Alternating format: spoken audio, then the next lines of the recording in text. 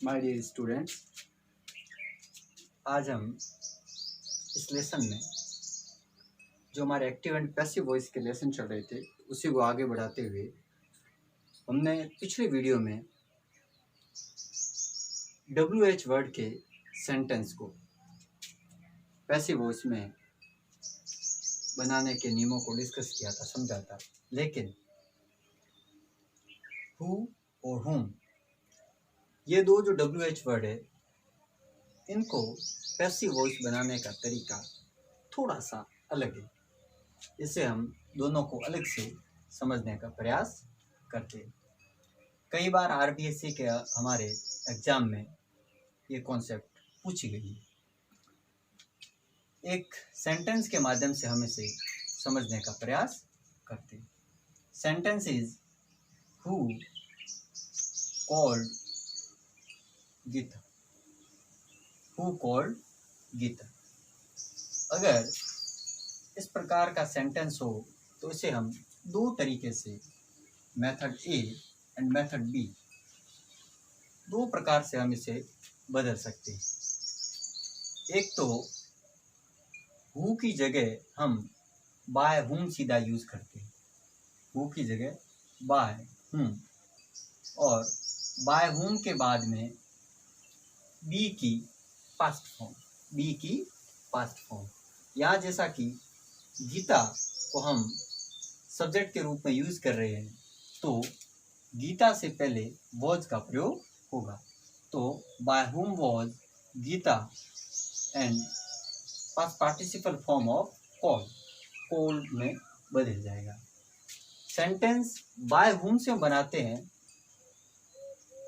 तो इस मेथड में हमें या इस ऑर्डर में हमें वर्ड्स को रखना होता है। Bye whom was Gita called. एक दूसरा जो पॉपुलर तरीका वो है कि अगर हु को आप हु के अंदर ही रखें तो सेंटेंस के अंत में बाय का प्रयोग होता है। सेंटेंस के अंत में बाय का प्रयोग होता है। अगर हम हुम यूज करते हैं तो हुम से पहले बाय का प्रयोग, और सेंटेंस में हु का प्रयोग करते हैं तो सेंटेंस के अंत में बाय का प्रयोग। लेकिन बाय का प्रयोग दोनों सेंटेंस में आवश्यक रूप से होता है।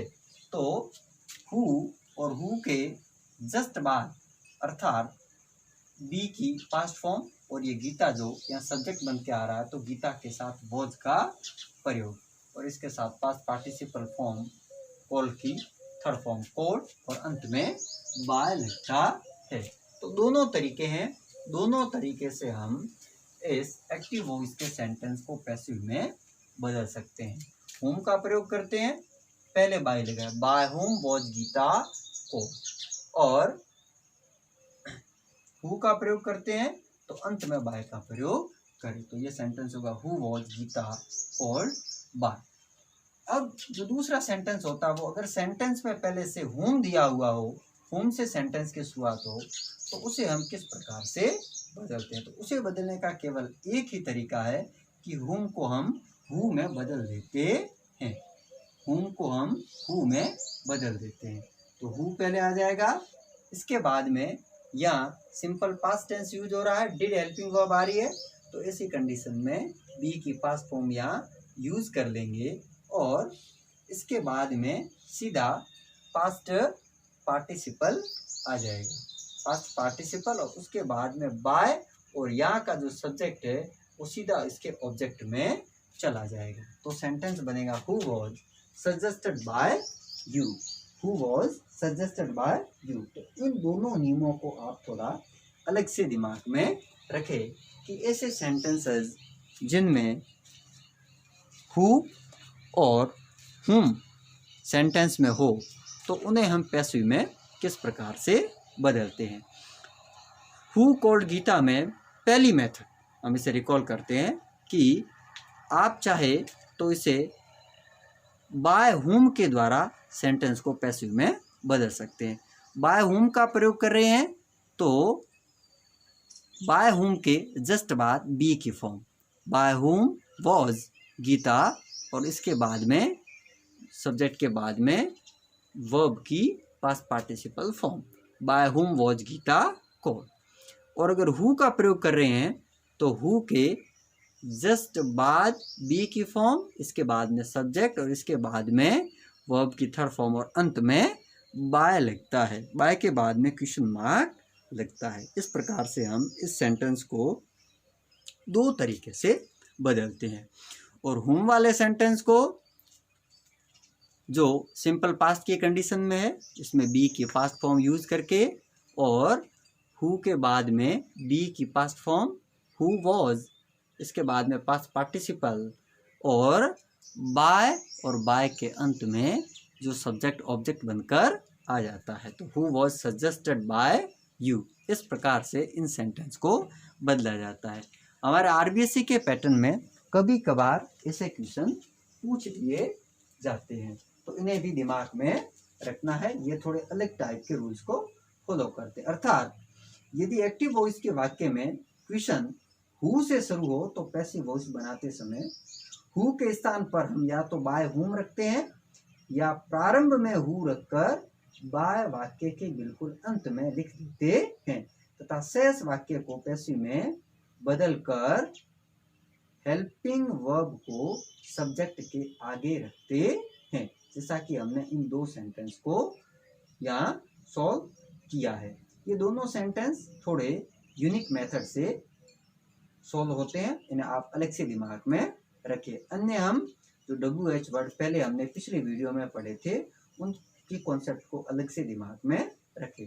तो इस प्रकार से हमने इस वीडियो में WH वर्ड के तौर पर हु और हुम दोनों को हमने अलग से पढ़ा है। इनको आपको अलग से इस कॉन्सेप्ट को ध्यान में रखना है। तो मेन जो पैसिव वॉइस में हमें सब्जेक्ट को ऑब्जेक्ट बनाना होता है और ऑब्जेक्ट को सब्जेक्ट, और वर्ब की थर्ड फॉर्म अर्थात वर्ब की पास्ट पार्टिसिपल फॉर्म हमें दिमाग में रखनी होती है। ज़्यादा से ज़्यादा वर्ब की थर्ड फॉर्म याद करें ताकि कोई भी सेंटेंस में जरूरत पड़ने पर हम उसकी पास्ट पार्टिसिपल फॉर्म यूज कर सकते हैं। अधिकतर वर्ब रेगुलर होती है, लेकिन कुछ एक जो अलग फॉर्म में होती है उन्हें भी ज़्यादा से ज़्यादा डिक्शनरी से, हमारी टेक्स्ट बुक से याद करने का प्रयास करें। तो मैं आशा करता हूं कि ये सारे वीडियो जो हम रिकॉर्ड कर रहे हैं आप तक पहुंचा रहे हैं, आपको अच्छे से समझ में आ रहे होंगे। और इसके अलावा जैसा कि मैं प्रत्येक वीडियो में कह रहा हूं कि आप ज़्यादा से ज़्यादा एक्सरसाइज सॉल्व करें। एक्सरसाइज सॉल्व करने से आपकी कॉन्सेप्ट को समझने में थोड़ी सहूलियत रहेगी। आप उनको कॉन्सेप्ट को बिना रटकर अच्छी तरीके से याद कर पाएंगे। तो इस वीडियो में हमने हु और हुम वाले दो कॉन्सेप्ट को समझा। इससे पहले हम एक्टिव पैसिव की regular, assertive, interrogative, WH word वाले अन्य सेंटेंस और विभिन्न प्रकार के सेंटेंसेस को हमने एक्टिव से पैसिव वॉइस में बदला था। आगे अब हमारे नेक्स्ट वीडियो में हम इम्पेरेटिव सेंटेंस जो हमारे एग्जाम में आते हैं, इम्पेरेटिव हमारे सिलेबस में है, उन्हें हम सॉल्व करेंगे और बाद में अलग अलग प्रकार की एक्सरसाइज जो दे रखी है उसे सॉल्व करेंगे। तो हमारी बुक में जो एक्टिव एंड पैसिव वॉइस की जो एक्सरसाइज दे रखी है, आप अच्छे से एक्सरसाइज को सॉल्व करने का प्रयास करें ताकि एक्सरसाइज के माध्यम से कॉन्सेप्ट आपके दिमाग में अच्छे से समझ में आ सके। इसका आप स्क्रीनशॉट ले लें, इसे लिख लें, व्यवस्थित रूप से आप सारी एक्सरसाइज करते रहें और इनको वीडियोज़ को रेगुलर आप देखते रहे, बार बार इन्हें देखें ताकि कॉन्सेप्ट आपके दिमाग में अच्छे से समझ में आ जाए। नेक्स्ट वीडियो में हम इम्पेरेटिव सेंटेंस को पैसिव वॉइस में बदलने के नियमों को समझेंगे और अभी 2 से 3 वीडियो हमारे और एक्टिव एंड पैसिव वॉइस की चलेगी। फिर अपना ये एक्टिव एंड पैसिव वॉइस का जो टॉपिक है ये पूरा हो जाएगा। हम कोई ग्रामर में नया और टॉपिक लेंगे। अगले वीडियो में इम्पेरेटिव सेंटेंस और उसकी एक्सरसाइज को सॉल्व करेंगे। तब तक के लिए थैंक यू।